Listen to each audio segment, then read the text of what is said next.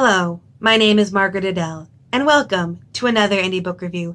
Today I am reviewing Home to the Wild by Francesca McMahon, a YA style story of a girl who is raised by wolves, and then the pack is threatened by an outside force that she may unintentionally be leading to them. Now, I say YA because this book reads much more mid-grade. The character is like, give or take 9 or 10 by the end of the story, which it might turn into a YA later, but that's not the vibe I got here.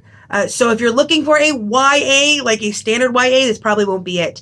But I picked this one because I hadn't read, or at least read for review, a story about a child raised by wild animals. But right out of the gate, I noticed that there are two kind of unspoken rules about child raised by wild animal stories that this book veers away from, and it might hurt it a little bit. And that is, one, most of these stories take place in tropical climates, and two, there's a fantasy element to it where everyone just kind of agrees to ignore all the health and safety issues that would happen if a child was raised by wild animals. Because when you A, add winter into the mix, and B, add all of the various health and safety concerns, it becomes a lot less wholesome. Usually, you're supposed to inherently want the child to stay with their wild animal family. But this book exceedingly points out that little one is not doing well with these wolves. She is underfed because she cannot go hunting, so her ribs are literally showing through her skin, and she only has an old blanket that she was found in as a toddler to keep warm in, but she does not have shoes, and she is out during winter. So while all of these things were going on in the plot, and there were very interesting moments, I couldn't stop thinking about her feet. I couldn't stop thinking about whether or not she had scurvy, and there was always this part of me low-key hoping that some kind of kind-hearted human would come by and take her away from this so that she wouldn't grow up malnourished. And as a result, it was endlessly distracting because I functionally did not want this child to stay with her family. They loved her endlessly. There was very little issue aside from one minor antagonist with her being a human in a wolf pack, but their love wasn't enough to cover the various issues she was having. And on top of that, I kept waiting for a moment of, oh, maybe she'll start learning how to use tools, and then she'll take her new opposable thumb skills back to the pack, and of course maybe they'll be a little bit hesitant about it because that's human stuff, but then they'll grow to accept it and they'll become a cool new pack dynamic. No, she's kind of just weak and in constant need of protection and giving food to her constantly, which she's a child, so that's fine. But again, having a character in such a vulnerable state and not doing well, I really wanted her to find a different home for the most part. And I think the book low-key knows that people are going to feel that, because when other humans do come into the picture, literally every adult human in the story is objectively awful. They are all horribly abusive, cruel, compassionless, and I think they have to be, because if there was a genuinely loving, compassionate, understanding human in the picture, it would really undermine the argument that little one should stay with the pack. But on top of that, there were also some struggles I had with the world building. It was a little bit thin. For example, there are vague allusions to a deity, but aside from it being name dropped a couple times and it being in the glossary of terms in the book, there's not much more to it than that. Who is the wolf mother? What do they believe of her? Is she the creation deity? What? But you don't really get any of that. Also, the naming convention of the wolves, I'm sure, is really fun if you're really into wolf media, because all of the wolf names are references to IRL wolf media, like Larka, Kiba, Fenris. But the trick is that it made me very hyper aware that all of these wolves were named by a human, despite in the canon having literally never met a human. And I couldn't stop thinking about that, especially when little one, who does have a very, what I would expect a child raised by wolves to have name, when she sees other humans and she starts giving them names, she gives them names like Brown Fur, Tall Fox. She's giving other humans the names that you would expect the wolves to be giving each other, but the wolves have very human names from human media.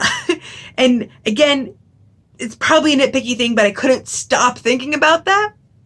The plot itself, beyond the various world-building struggles, was very interesting. I loved the concept of taking in the human, of course, and the general pack dynamic. It was matriarchal. That was fun to see. There were some concepts brought up that were then later ignored. Like, they brought up a rule that when a wolf finds, like, their soulmate, their soul, if the soulmate dies, the other wolf, the soul, will die shortly after, but then that rule gets ignored later. And there were other aspects of things that looked like funeral rites but weren't fully explained. Just a lot of little stuff that I loved the concept of. Loved it. Would have liked to see a little bit more descriptions of it. But other than that, there was a lot of drama. There was a lot of drama, a lot of tear-jerking moments in the plot. You could definitely see the love shine through from the wolf pack, which is part of the reason I felt conflicted.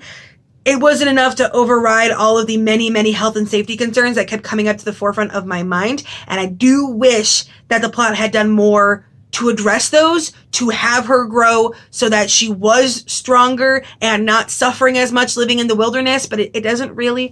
And I can't talk a lot about the plot because a lot of things happen, and obviously I don't want to spoil anything, but there comes a moment later on, speaking vaguely to spoilers, she feels one way, and I very much understood why she felt that one way, and then 180 feels the exact opposite way, and I had no idea why.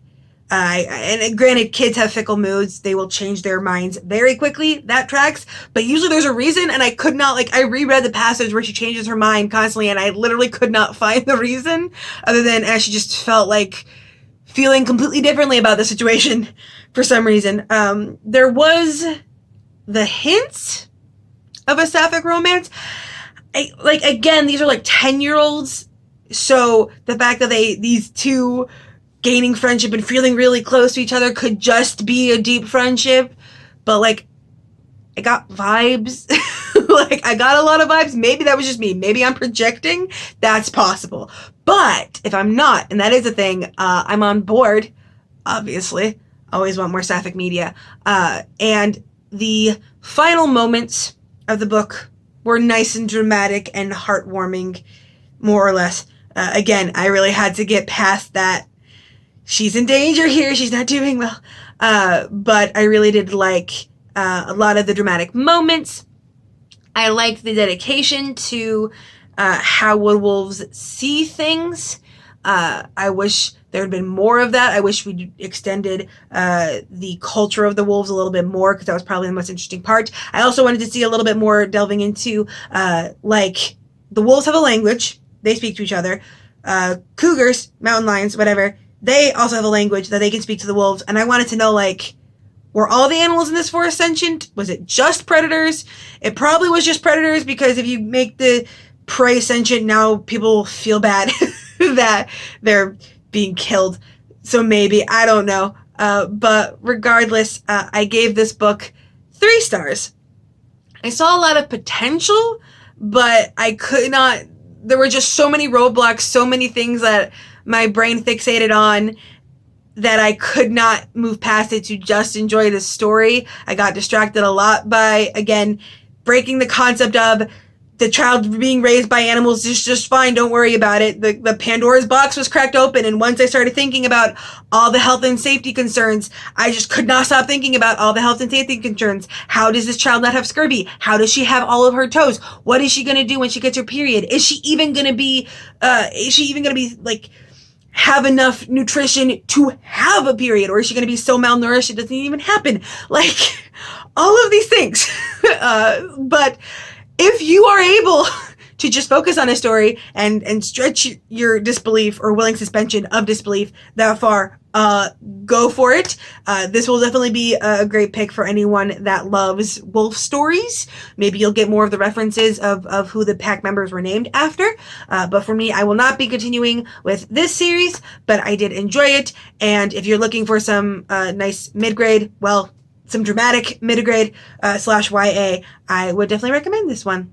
And with nothing else to say, I hope you have a wonderful day and a marvelous tomorrow.